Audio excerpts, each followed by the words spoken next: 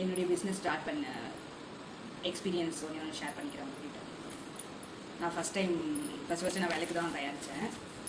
விளக்கு மேக் பண்ணிவிட்டு ஒரு 20 பாக்கெட்டு 30 பாக்கெட்டும் ரெடி பண்ணி 5 ரெடி பண்ணி மகாசிவராத்திரி அன்றைக்கி சிவன் கோயில் வெளியில் நிறைய பேர் கடை போட்டிருந்தாங்க. அங்கே போய் நின்று சேல்ஸ் பண்ணலாம் அப்படின்ட்டு. அப்போல்லாம் வந்து எனக்கு இந்த ஃபேஸ்புக்கு யூடியூப்ஸில் அந்தளவுக்கு ஆர்டர்ஸ் வரலை. அப்போ போய் சரி நேராக சேல்ஸ் பண்ணலாம்னு போயிட்டு நின்றுட்டேன். எனக்கு கடை எப்படி போகணும் அதெல்லாம் எதுவுமே தெரியாது. கடை போய் வச்சுட்டு ஒரு இடத்துல நின்றுட்டு வேலைக்கு பற்றி சொல்லி சேல்ஸ் பண்ணலாம் அப்படின்ட்டு நின்றுட்டு இருந்தேன். ரொம்ப நேரம் நின்றுட்டு இருந்தேன். பார்த்தாங்க, போனாங்க. ஒருத்தவங்களும் 2 பேரும் மட்டும்தான் என்னுடைய விளக்கை வாங்கினாங்க. அப்போல்லாம் வந்து விளக்கை பற்றி பெருசாக தெரியாது. பஞ்சகவி விளக்குனா என்னன்னு தெரியாது. 5:30 மணிக்கு போய் நின்னேன். 8 மணி வரைக்கும் நின்றுட்டு தான் இருந்தேன். ஒரு விளக்கும் சேல்ஸ் ஆகலை. First experience, selling experience. ரொம்ப கஷ்டப்பட்டு வீட்டுக்கு வந்து ரொம்ப கஷ்டப்பட்டேன்.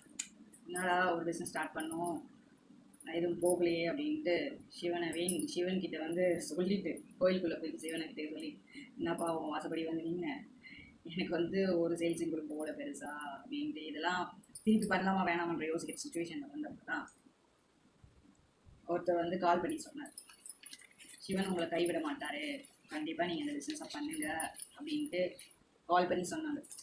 அதுக்கப்புறம் ரன் பண்ண பிஸ்னஸ் தான் இது. ஃபஸ்ட்டு விலைக்கு தான் அது ஸ்டார்ட் பண்ணி அதுக்கப்புறம் ஒவ்வொரு கஸ்டமர்ஸ் வர ஆரம்பிச்சு இன்றைக்கி ஆல்மோஸ்ட் ரெகுலர் கஸ்டமர்ஸ் இருக்காங்க நம்மக்கிட்ட.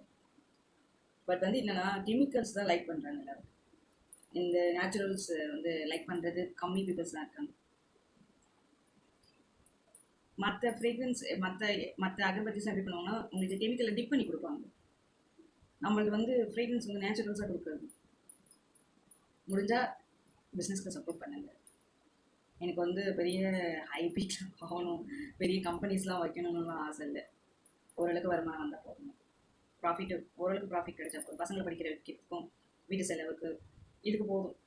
நான் பெருசாக ஆசைப்பட்டேன், அது நடக்காது. அதனால் சின்னதாக எனக்கு ஓரளவுக்கு வீட்டு செலவுக்கு பசங்களை படிக்க வைக்க என்னுடைய தேவைகளை பூர்த்தி பண்ணேன். இதுக்கு ஆர்டர்ஸ் வந்தால் போதும். முடிஞ்சால் என்னுடைய பிஸ்னஸ்க்கு சொல்லுங்கள். தேங்க்யூ.